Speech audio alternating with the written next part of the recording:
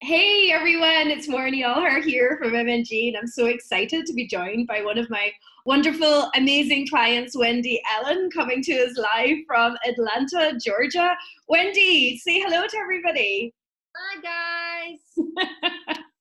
So Wendy, I wanted to do this now. Do what? I'm from the sunny South. Sunnier than it is in Ireland today, I'm sure.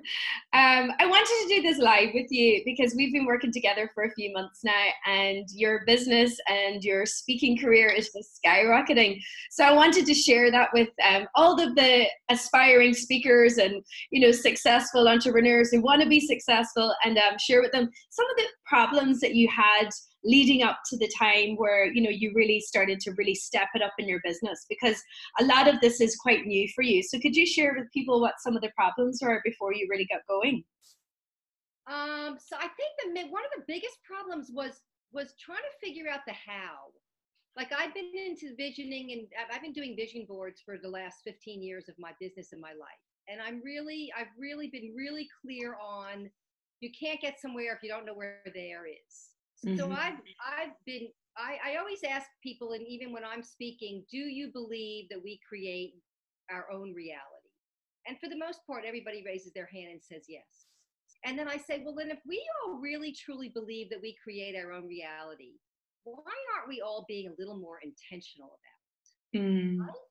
Mm. And I've just been really intentional about it. I have literally envisioned what I want my business and my life to look like. And when I let go of how it's going to happen, it just happens. And I'm not tied to the how. I'm just tied to the outcome. And it's really over the last, I would say, 2 years that I've really come into living and working exactly how I envisioned it. And I have no stress about my business. And I can't say that was always that way. I can't say that. In fact, I was so stressed out about my business about 4 years ago that I woke up one day and looked at my husband and said, I'm done. I'm done. I'm going to get a job. I'm closing shop. Literally felt so good about that decision. I went in my office and I cleared all my files out of all the things I wasn't going to ever have to touch again. I got a resume together. I used my MailChimp database to send out a mass email to everyone I know to say, it's been a lovely experience, but I'm done. I'm going to get a job. Does anybody know of some crazy busy executive I can just take care of their life? Because that's what I do. And in the back of my mind, I knew that at that point in my life, I didn't want to go back and work for somebody and be a 9-to-5 job and have to go to an office every day. And all of a sudden, life is going to change tremendously. And then, but the important thing about the story is, the minute I walked away from my business and stopped stressing out about what wasn't working, my phone rang. All energy. People were like, weren't you looking at getting a job? And I said, yeah, I was looking at getting a job, and the job wasn't happening because I wasn't really meant to go get a job. I was meant to do this, but do this in a different way.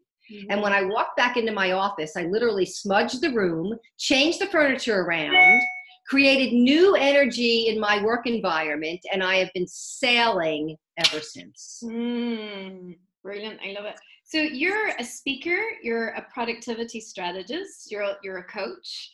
So tell me, what have been some of the speaking gigs that you've been doing around the world? Because you're speaking all over the world now. So as a coach and a speaker and a productivity strategist, tell us some about your speaking journey. I'm speaking everywhere from the $1 Million Roundtable in Toronto to the Mass Mutual Top 150 Advisor Symposium in San Diego to the UK Health Coaches Conference in London in September. So it's everywhere. I speak locally all the time. I speak in New York City, and that gets me more speaking gigs. You know, what's interesting, for the very longest time when people would say to me, what's a typical client for you, or how can I help you, or who do you want me to refer you to? I would say, you know, somebody, a woman entrepreneur or a small business owner where they really need organizational systems. I'm not looking for clients anymore. I'm looking for speaking gigs. I can get the clients myself through my speaking gigs. Mm-hmm.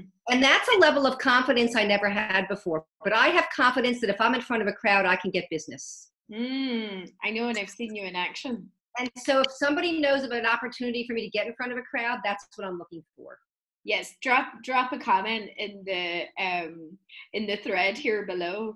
And so tell me, what do you think is now, because I know when we started working together, you know, your business, you weren't making the income that you wanted. I know that your income has skyrocketed, like you're experiencing first 10K months and now 20K months. Like, what do you see now is possible for you after, you know, the last like 6 to 12 months? You know, I never thought, you know, I never put I never put a dollar figure attached to my business. Whenever anybody said to me, what kind of business are you growing? I said, I think there are two types of businesses. I think that you're either growing a business that you ultimately want to sell, or you have a lifestyle business. And I have always said that I have a lifestyle business. My business affords me a certain lifestyle, right? And there's always trade-offs. You know, there are days when I'm lonely in my office because I'm a people person and that I want to get out of here. And then there are days where I love having the quiet and the serenity to just kick out a bunch of work because I'm a worker. But for the longest time, I never attached money to my business. I'm now really seeing that there's a chance that I could actually grow a business I could turn around and sell, which is huge. So, you know, I'm looking, and I never really thought, I said to Marty, I don't know that I've ever shared that maybe I could actually grow a $250,000 business. Maybe I could grow a $500,000 business. Can you imagine? I am now convinced I am on the way. Well, you need to hit the quarter mark before you hit the $500,000 mark, but I am clearly very close, if not going to make a $250,000 this year. Yes. I love that. Also, I will say this though, a lot of it is because I have corporate business. Okay. Let's the truth be told. It would be a lot different if I were doing one-on-one coaching or group coaching. Or getting paid the big dollars to speak.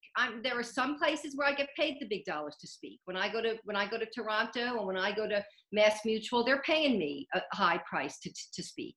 But for the most part, most of my speaking gigs they're not paid, and some of them are pay to play. It's costing me money. And certainly going to London where I'm not getting paid to speak, but I'm paying my way is costing me money. I have to look at the opportunity, and I have to look at the experience, and I have to look at I'm going to London for a week with my best friend who's coming as my assistant to do this. Yeah, that's wonderful. I love that. It doesn't get better than that. So, you know, I never want to say I'm in this for the money, because I'm in this for how many people can I change their lives? And the byproduct is I make a living out of it. That's a different energy than being in it for the money. And tell me, I know that we were having a quick chat there earlier about, you know, you spent some time with some of your family members there last week, and you were talking to some of the younger people in your family, because I know that you have your business longer than any of my clients. Like, it's about 18 or 20 years, right? What would you say to somebody starting out in business now that maybe it might that would maybe help them go faster than maybe you have? Well, when I look back on the things that I didn't do that I'm now doing that are serving me well, I would have found a way early on to get the help I needed to grow my business and put the money in to make the money later. You know, I have wasted a ton of money over 20 years. I've hired the wrong people. I've hired the wrong services. I haven't gotten what I paid for. And I've just learned a bunch of lessons. And it's like, when you find the right person and when you find the right service and you know it's going to substantially grow your business, don't think twice about it. Go for it, because there are so many experts out there that are better at certain things than you are. I am very clear that I am good at very few things in this business. No question. I know that. I am, and I'm all about owning it. And because of that, I know that I now have a rock star accountant who runs my business, who runs the money part. Oh my God, why didn't I find her 10 years ago? She's amazing. I'm working with you, who's helped me really focus on the numbers. I'd have to say the number one thing that you got me to do, Moira, over this last year is focus on the numbers. You got to focus on the numbers. You got to know what you're making every month, and you got to know what that number is going to consist of. And now I'm really clear about it. Now you're So really I say to my nieces and nephews, don't wait. And not only that, stop worrying about what you're going to do for the rest of your life at 21 years old. You're 21 years old. You don't have to know what you're doing for the rest of your life. It would be nice for you to know what you're doing for the next year. Yeah. Because you don't know where this year is going to take you. My business has ebbed and flowed and turned bends and completely turned around and done so many twists over the year to get me where I am today. Oh, I love it. Brilliant. Okay. Wendy, I'd love to talk to you all day about this. Thank you so much for that. And I will speak to you soon. Thank you so much for taking the time to do this. Thanks.